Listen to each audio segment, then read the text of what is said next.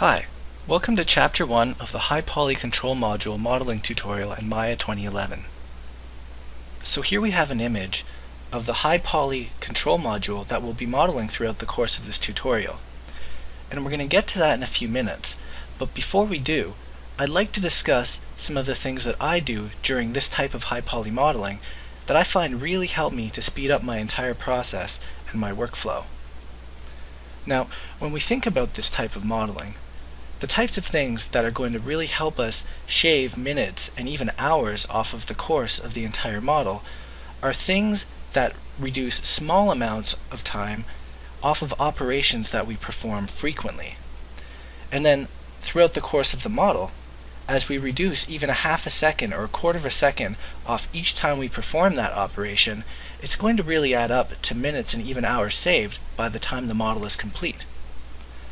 So why don't we start discussing a few of these things one by one? Now, most of you are probably thinking he's going to start talking about using hotkeys. And while hotkeys can definitely save a lot of time, I personally find that within Maya, they're not really necessary to change those hotkeys from the default ones that come built into Maya. And there's a couple reasons for this. The first of them are these tabs across the top just below your title bar. These tabs are known as shelves. Now, the very interesting thing about these tabs are that they have buttons that are visual representations of functions that you can find up within the various menus under the title bar. So for instance, if I go to the Polygon tab here, you'll notice that we have a bunch of nice little icons representing cubes and cylinders and other various polygonal shapes and polygon modeling functions. You'll notice that if I hover over this icon right here for a second or two, a little flyout is going to pop up that says Extrude, and it'll give a brief description of what that button does. Extrude the selected component. Now normally, rather than pressing this button, if I were to want to extrude something, I would have to come up here and I would have to change to the polygon menu. Then I would have to go over to Edit Mesh, wait for the flyout menu to open, and then hit this button here, Extrude. So as you can see, it doesn't seem, upon first glance, to save very much time. But you can imagine throughout the course of a highly detailed model, like this control console here, the number of times that I might need to extrude could add up to the hundreds or perhaps even thousands. So if by simply coming up here and pressing this button, I can save even half a second rather than going up here to extrude, if I time that by hundreds or thousands, that's going to save quite a bit of time. And then we can compound that by the number of different types of modeling functions that we have to do. Each one of those functions is going to save that much more time by having a shelf button to represent that function. So the next thing that I'm going to do, now that we understand what shelves are and what the buttons are, is I'm going to show you how to create a custom shelf of your own. That way you can store specific buttons within that shelf that you use specifically for certain types of modeling. So in order to create one of these custom shelves for ourselves, it's actually quite easy. All we need to do is go over to this little gray arrow to the far left of the Shelf tab, scroll down and select New Shelf. Then we're going to get this little flyout here, which will just allow us to give a specific name to that shelf so we'll be able to identify it more easily. Since we're doing high poly modeling, I'm just going to call the shelf High Poly Modeling.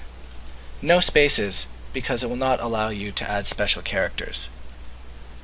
And right away you'll notice that the shelf pops up to the far right of the rest of our shelves. One thing that you'll probably notice as well, however, is that there are absolutely no buttons within this shelf. So now what we're going to need to do is go ahead and begin adding our own custom buttons to this custom shelf. In order to do that, it's also quite simple.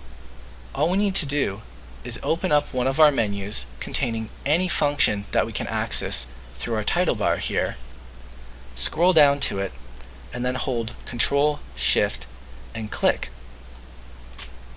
And right away you'll notice that a little button pops up that represents the function that we selected. So that was the extrude function that I added here.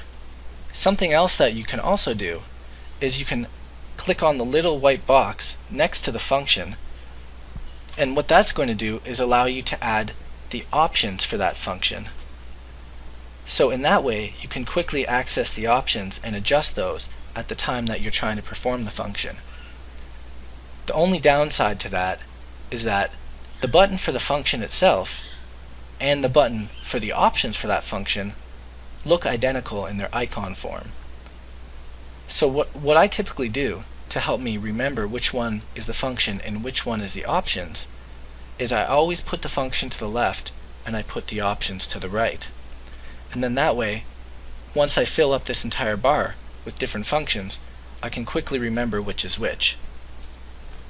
Now I'm not going to go ahead and fill up this custom shelf with all of the functions that I'll be using throughout this modeling tutorial, because that would take quite a bit of time. What I have done, however, is I've gone ahead and saved out a shelf called High Poly Modeling that contains all of the buttons that we will need to use throughout the course of the tutorial. So in order to bring that in, first what we need to do is delete this shelf, because Maya will not allow us to load two shelves named the same thing. So in order to delete a shelf, we just go back to our Shelves tab, scroll down, and hit Delete Shelf. It's going to ask us if we're sure. We'll say OK. Now you'll notice that the shelf is completely gone. And to bring in the shelf containing all of the buttons that we need, we just go back to our Shelves tab and say Load Shelf. And then what you're going to do is go to the main folder of the project, go to Maya, Shelves, and load the shelf called shelf_highpolymodeling.mel and say Open. And now you're going to see that our High Poly Modeling shelf is back, but it contains a whole lot more buttons. And these are the ones that we're going to be using throughout the tutorial. Now, before we move on, I'd like to talk about one more thing, and these are known as contextual or marking menus. For instance, if I hold spacebar within my viewport, right away you'll notice that this radio looking menu appears where my cursor is. Now in the beginning, you might wonder what makes this so special. I'll tell you. Wherever I move my cursor, if I hold down spacebar, that menu will appear. What makes that so efficient is that I never have to spend time reaching up to press any of these buttons within my shelf or within my title bar. Anything that I can access in either my shelf or my title bar can be accessed via this spacebar marking menu, which allows me to save quite a bit of time. For instance, if I bring a cube in here, imagine that this is our model. If I select a face on the model, and I want to go ahead and extrude that face, I would need to come up here and hit the extrude button, or go to Edit Mesh, and then scroll down to Extrude. With a contextual menu, however, I simply need to hold Control, and then left click, or Shift, and then right click, and I can bring up the Extrude Face function immediately without ever leaving my model. So as you can see immediately, these types of contextual menus can be extremely versatile and allow us to save quite a bit of time off of our modeling process, much the way hotkeys would in other applications. Now, don't worry about all of the various different marking menus, as there are several, and they all depend on the context or the type of selection that you have. We will go over those throughout the course of the tutorial. The important thing is that you're aware that they exist, along with the shelves, and how we can use them to speed up our own workflow. So with that in mind, let's move on to Chapter 2, where we can begin modeling in earnest.